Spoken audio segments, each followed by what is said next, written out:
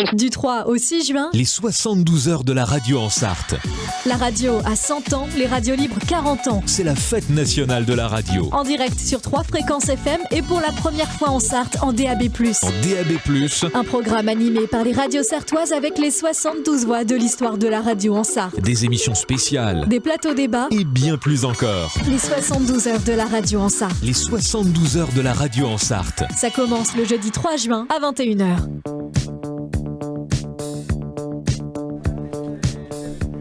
Nous sommes toujours depuis la visitation, il est 12h42 et notre prochain invité est un partenaire financier puisque c'est le maire de Sillé-le-Guillaume, Gérard Galpin, qui est interviewé tout de suite par Éric Lucas. Alors je dirais même plus que partenaire financier, puisque c'est presque un partenaire de cœur, puisque la première fois qu'on a évoqué cela, il a dit oui, ça m'intéresse, oui, c'est bien. Il faut dire aussi que c'est un homme de télévision, et donc évidemment il a sauté dedans dès qu'on a parlé de travailler sur les archives de télévision. Donc merci évidemment à ce premier partenaire institutionnel qui a été finalement la commune de Sillé-le-Guillaume. Mais Gérard Galpin, vous êtes interrogé des fois pour témoigner de la vie trépidante et passionnante de maire. Par exemple, ce matin, qu'est-ce qu'il a fait le maire de Sillé ? Alors ce matin, dès 8h, le maire de Sillé a été appelé parce qu'il y avait une école qui avait des ultrasons. Donc on a été obligé d'évacuer 3 classes d'école. Les enfants ne pouvaient pas tenir, donc vous savez que les enfants sont plus sensibles aux ultrasons. Et au bout de 2 heures, on a trouvé... l'objet. Donc il y a quelqu'un qui avait mis un effaroucheur de pigeons chez lui, dirigé sur l'école. Donc ça a été, ça nous a occupé 2 heures. Et ben voilà, entendu, ça voilà. c'est de l'actu, c'est de l'actu Dès 8h locale. du matin, ça met dans le bain tout de suite. C'est de l'actu de territoire, comme on dit. Alors, Gérard Galpin, pourquoi ça vous a paru intéressant de partir dans cette histoire de la radio, de la mettre en valeur à l'occasion de cet anniversaire ? Bon, la radio, naturellement, quand j'étais gamin, j'écoutais la radio. Je me souviens des Bouvards, des Frères Roulants, de toutes leur animation. Et puis, moi, j'ai démarré en 76 à la télévision. Et mon premier stage, c'était un mois à Radio France. Donc, j'étais pas animateur, mais j'étais technicien. Donc là, j'ai découvert la radio, vraiment la radio. Et comme j'avais fait un stage de télévision, je me suis après ça orienté sur la télévision. J'ai choisi la télévision et non la radio. Une petite pratique quand même de la radio à un moment ? Oui, la pratique de technicien son à la radio, parce que j'étais au son. Je me souviens énormément du montage. Alors là, vous savez, les grandes galettes, là, qu'on montait avec la paire de ciseaux devant la tête. On calait... les grosses bandes Revox. Les bandes Revox, tout à fait. Alors ça c'était la galère. Vraiment, aujourd'hui, maintenant, on monte avec l'informatique, avec l'ordinateur. Qu'est-ce qu'ils n'ont pas connu, les jeunes d'aujourd'hui, Et c'est quoi la différence entre la télévision et la radio ? Alors... La télé, bien entendu, c'est l'image. Et alors moi, quand j'ai fait mon stage, j'ai commencé par les reportages. Et à l'époque, en 76, 77, les reportages, tous les gens qui voulaient rentrer à la télévision, c'était les reportages, parce que c'était vraiment le Graal, je veux dire, du poste. Mais les reportages, ça a beaucoup changé. Quand j'ai fait donc 4 ans de reportage, et à l'époque, en reportage, je l'ai déjà raconté, on partait à 4, on partait un technicien son, un technicien, un caméraman, un chauffeur électro et le journaliste. Aujourd'hui, on part sur l'émission, on prend l'avion à 15h pour aller faire un match de foot à Lyon, et on revient par l'avion de 22h, et une seule personne avec ce qu'on appelle un JRI, un journaliste reporter d'image, qui pendant son tour dans l'avion, avec son petit ordinateur, fait déjà le montage. Donc il arrive à sa chaîne de télévision, il met la disquette, et puis voilà, le montage est parti. Donc voilà, c'est ça la grande différence. Alors vous avez côtoyé dans votre vie professionnelle, et même peut-être sûrement je vous connais un peu sur les à côté, des gens de radio qu'on connaît. Le dernier, c'est celui qui a été diffusé avec l'interview de Valentin Monnier. C'est Michel Drucker, 20 minutes hier matin sur Fréquencier avec Michel Drucker, qui vous a salué au passage. Il a dit, il faudra saluer, je connais bien Sillé-le-Guillaume, je connais bien la Sarthe. Donc qu'est-ce que vous avez croisé et qui vous a marqué parmi les gens qui ont fait de la télé et puis aussi de la radio? Et la radio, donc Pierre Tchernia. J'ai beaucoup fait Pierre Tchernia. les émissions de Monsieur Cinéma. Donc avant, il avait fait de la radio aussi. Les frères Roulants, hein, Jean-Paul et Jacques, naturellement, j'ai croisé. Donc c'était plutôt sur quel type d'émission? C'était des émissions de surprise, c'est ça là, oui, canular, quoi. Et canular et Pierre Tchernia pour Monsieur Cinéma, carrément. Hein, mythique. Une émission mythique que j'en ai croisé beaucoup. Hein, plus ou moins connus d'ailleurs. Des gens du sport peut-être davantage, non? Les gens du sport, bien sûr. C'est bon, j'ai fait 3 Tours de France. Donc, pas sur le vélo, hein. Comment ça, pas sur le vélo? Sinon, là, on va pas croire. Non. Non, mais beaucoup de sportifs. Hein. J'ai beaucoup travaillé avec.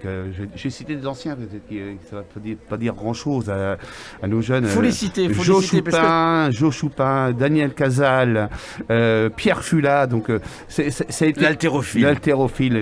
Mais c'était vraiment les pionniers. On faisait des émissions un peu comme vous. Hein. C'est que moi, j'ai fait des Jeux Olympiques avec ces gens-là en régie finale où il restait 24 heures sur 24. On diffusait 24 heures sur 24.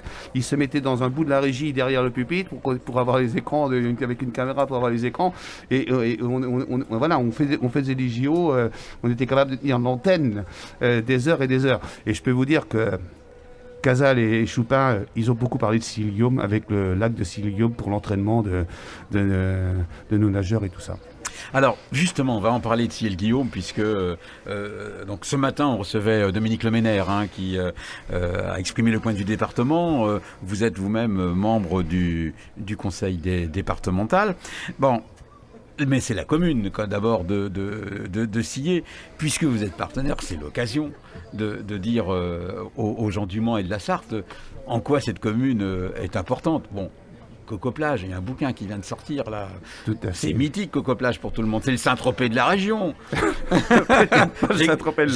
J'exagère à peine. Non, Coco-Plage est connu dans un rayon de 50 km autour de Sillé. Donc ça va même sur l'Orne et la Mayenne et bien entendu la Sarthe. Tout le monde connaît Coco-Plage.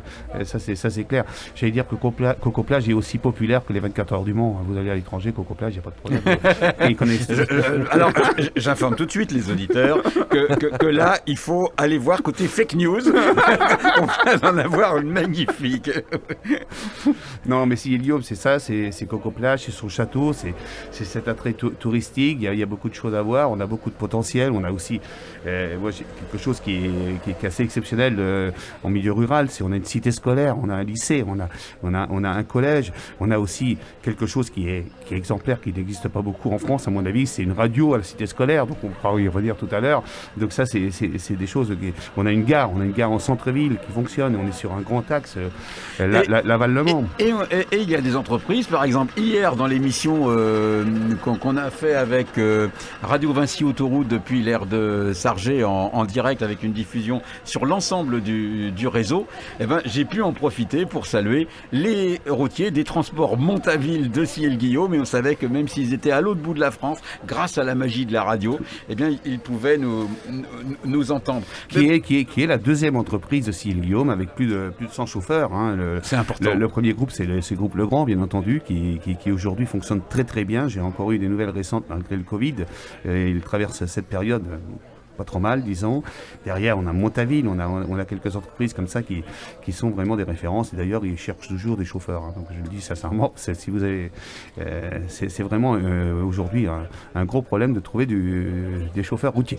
Alors, on parle beaucoup, on parle de plus en plus de territoire. On s'associe depuis toujours, hein, les radios associatives, et même pas seulement les radios associatives. Il y a aussi les radios de Radio France, les France Bleu, même des radios commerciales qui sont très associées à leur territoire. Cette notion de territoire, ça reste quand même quelque chose d'important. Comment vous sentez, vous, cette envie aujourd'hui qu'il y a dans l'ensemble de la population de s'identifier au territoire, un peu dans l'esprit où nous on l'est dans les radios? D'abord, j'allais dire qu'on est maire, il faut vraiment aimer son territoire. Il faut aimer ces gens, parce que naturellement, je ne veux pas dire que c'est un peu différent du Nord-Sarthe que du Sud-Sarthe, mais à Silliers-Guillaume, les habitants, c'est des gens qui sont là, une grosse partie, qui sont là depuis des années, depuis des générations, si je peux dire, et ils sont attachés à leur territoire, à cette vie que l'on propose. Hein, on essaie, naturellement, quand on est maire, on essaie toujours de tirer les meilleures choses pour sa commune.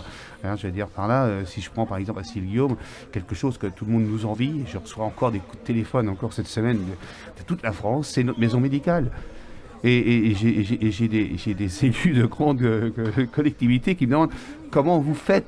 Mais je leur dis, vous pouvez mettre tous les millions d'euros sur la table. C'est pas ça qui fera votre maison médicale. Ce sont d'abord les médecins, et puis c'est des gens qui sont dans cette maison médicale-là qui feront vivre cette maison médicale.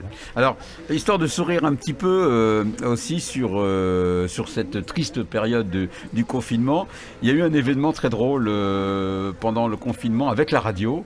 On avait tous nos reportages qui étaient mis en podcast, et un jour, on a reçu un message de notre serveur de podcast pour nous dire vous êtes deuxième pour la consultation sur les 2 derniers jours des podcasts chez nous. C'est un prestataire autrichien, donc pour dire voilà.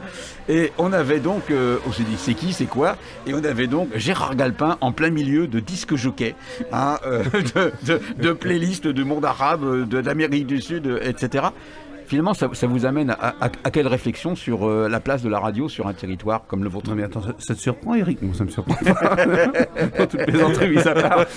Non, ça prouve voilà, qu'il faut... c'est l'importance de communiquer, c'est l'importance d'expliquer les choses. Enfin, moi, j'ai pas de double langage, j'explique les choses simplement. Hein. Je vais pas inventer des choses que je ne peux pas. Hein. Tu me connais, Eric, j'ai pas de double langage. Je vais directement, on peut me joindre n'importe quand, je suis disponible, je réunis. Et donc voilà, donc je pense que c'est ça qui plaît aux gens aussi, c'est cette interréaction, je veux dire par là. Je n'ai jamais, j'essaie de ne laisser jamais un dossier qui peut causer polémique ou pas, même si la commune a tort, je me déplace voir les gens, j'essaie de trouver un compromis, parce que je pense que c'est important, c'est ce dialogue que j'essaie, je dis bien j'essaie, parce que sûrement, on ne fait jamais tout à 100%, mais que j'essaie d'instituer entre la population, entre les habitants et avec les touristes, parce que bon, j'ai à gérer aussi les touristes. Hein, c'est combien de touristes sur Silliers-Guillaume sur une année? On a des week-ends, j'ai dit bien, on a des week-ends à plus entre 10 et 12 000 personnes qui sont en transit sur C'est énorme. C'est énorme, on n'a pas tous les week-ends comme ça, mais si je prends le 8 mai, par exemple, on avait plus de 55 camping-cars qui étaient sur l'aire de Silliers-Plage. Donc ça veut dire qu'il y a du monde qui vient. Hein. On a cet atout, on a cet attrait. Et ben voilà, il faut l'entretenir. Hein. Il faut continuer à en parler et entretenir. Alors Gérard Galpin, pour aller au terme de cet entretien, vous êtes ici dans cette magnifique caravane Airstream Sovereign de 1973, le rêve américain, un peu. Et puis aussi, on va le dire, on véhicule aussi l'appui de la mission locale, donc qui nous a mis son équipement aussi à disposition. On travaille ici à plusieurs radios. Il y a des radios associatives, il y a des radios commerciales, il y a des radios de service public, il y a des radios confessionnelles. On se retrouve pendant 72 heures, mais il nous a fallu aussi pas mal d'heures en amont pour travailler ensemble. Le fait que des entreprises, parce que c'est tous des entreprises, économie sociale ou économie classique, que des entreprises comme ça se retrouvent pour travailler ensemble, qu'est-ce que ça vous inspire?